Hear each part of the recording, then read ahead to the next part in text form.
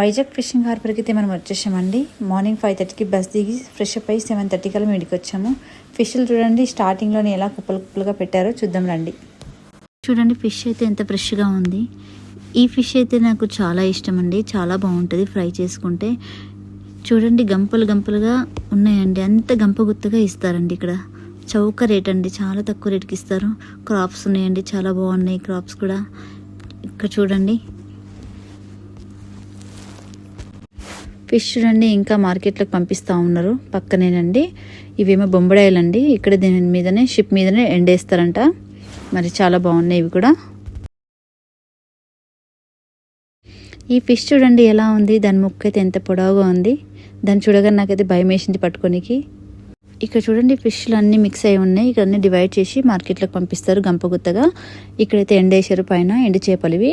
మరి ఎండు చేపలని కూడా పంపిస్తూ ఉన్నారు, కొద్దిగా పచ్చిగా ఉంటాయి. ఇక్కడ చూడండి ఎన్ని బోట్స్ ఉన్నాయి. నేను ఫస్ట్ టైం వచ్చినప్పుడు అయితే చాలా రద్దీగా ఉండి ఇక్కడ నేను రాలేకపోయాను. ఈ రోజైతే చాలా ఫ్రీగా ఉందండి, ఇదంతా చూడగలుగుతున్నా నేను. ఇక్కడ చూడండి పైన ఎలాగైతే ఎండేసారండి చేపల్ని. ఇవి 2-3 సార్లు వాళ్ళు వెళ్ళొచ్చే వరకల్లా ఎండిపోతాయండి గాలికి ఎండకి అంతా. ఇప్పుడైతే మనం ఎండు చేపల లైన్లోకి అయితే వచ్చామండి. నాకు కావాలి నెత్తలు. మరి బొమ్మడాయిలు అడుగుదాం పక్కనే ఉన్నాయని అడుగుతుంటే పెద్దవాడు తీసుకో మనకి ఎంత కావాలి, ఎంత రేటు నువ్వే చెప్పని అడుగుతున్నారు. చాలా చౌకగా ఇస్తున్నారండి ఇక్కడ. నేనైతే నెత్తలు తీసుకుంటున్నాను, మా ఫ్యామిలీ మెంబర్స్కి నా ఫ్రెండ్స్కి తీసుకుంటున్నాను. మరి ఇక్కడైతే ఎండు చేపలన్నీ ఒక గంపలో ఉన్నాయి, అన్ని మిక్సింగ్ ఉన్నాయి. ఇవన్నీ ఎంతకి ఇస్తామని అడిగితే 200 అని చెప్పారు. చాలా చౌకగా ఇచ్చారండి, అన్ని మిక్సింగ్ అన్నీ బాగున్నాయి. నేనైతే తీసేసుకున్నాను. నేనైతే చేపల గుండం అయితే అయిపోయిందండి. ఇంటి నుంచి తీసుకొచ్చిన బ్యాగ్ అయితే ఫుల్ అయిపోయింది. ఇక్కడ బ్యాగ్ ఎక్కడ దొరుకుతుందో నాకు ఐడియా లేదు. నేను వెయిట్ చేస్తున్నాను, ఎందుకంటే ఫుల్ రద్దీగా ఉంది. ఎటు వెళ్ళాలో అర్థం కావట్లేదు. ఇంకా టైం అయిపోతుంది, ఐస్ బండ్లన్నీ వచ్చేస్తున్నాయి. ఒక పెద్ద ఆయన వచ్చి బ్యాగ్ కావాలమ్మని అడిగారు.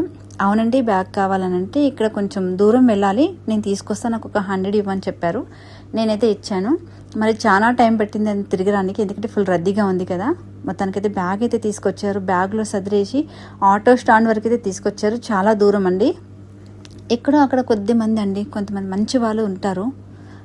మనం చేసిన సహాయం ఎక్కడికి పోదు, తిరిగి వస్తుంది మనకి ఏదో రూపంలో. మనకు కానీ మన పిల్లలకు కానీ మన ఫ్యామిలీ మెంబర్కి కానీ ఖచ్చితంగా మనం చేసిన హెల్ప్ తిరిగి వస్తుంది. నేనైతే ఈ విషయం అయితే గట్టిగా నమ్ముతాను. మరి మీరేమనుకుంటున్నారో కామెంట్ సెక్షన్లో పెట్టండి. మీరు వీలైనంతవరకు సహాయం చేయడం మాత్రం మర్చిపోకండి. నేనైతే కొండమైతే అయిపోయిందండి. నేనైతే ఇంటికి వెళ్ళిపోతున్నాను. 9:30 అయింది. ఇంకా టైం అయ్యే కొద్దీ రేట్లు అయితే ఇంకా తగ్గిస్తున్నారు. నాకైతే బాధగా ఉంది, ఇంత మంచి ఫిష్ నేను కొనలేకపోతున్నాను నుంచి నాకు అవకాశం లేదు. చాలా ఫ్రెష్గా ఉన్నాయండి, చాలా తక్కువ రేటుకి ఇచ్చేస్తున్నారు. మరి నాకైతే టైం లేక ఏవి సరిగ్గా నేను చూపించలేదు. చాలా రకాల చేపలు చూసి నేను ఎప్పుడు చూడలేని చేపలు చూసేసాను. చాలా హ్యాపీగా ఉంది, ఎందుకంటే నేను ఈవినింగ్ మళ్ళీ బయటికి వెళ్ళాలి. వీలైతే నేను ఇంకా వెళ్ళిన చోట్ల వీడియో తీసి నేను పెడతాను. బీచ్కి వెళ్ళాలి, మా సిస్టర్స్ అందరికీ బ్యాంగిల్స్ తీసుకోవాలి. ఖచ్చితంగా నేను ఆ వీడియో పెడతాను. మొత్తానికైతే బయటికి వచ్చేసామండి ఫిష్ హార్బర్ నుంచి. చాలా వేడిగా ఉంది, రద్దీగా కూడా ఉంది. ఓకే అండి, బాయ్.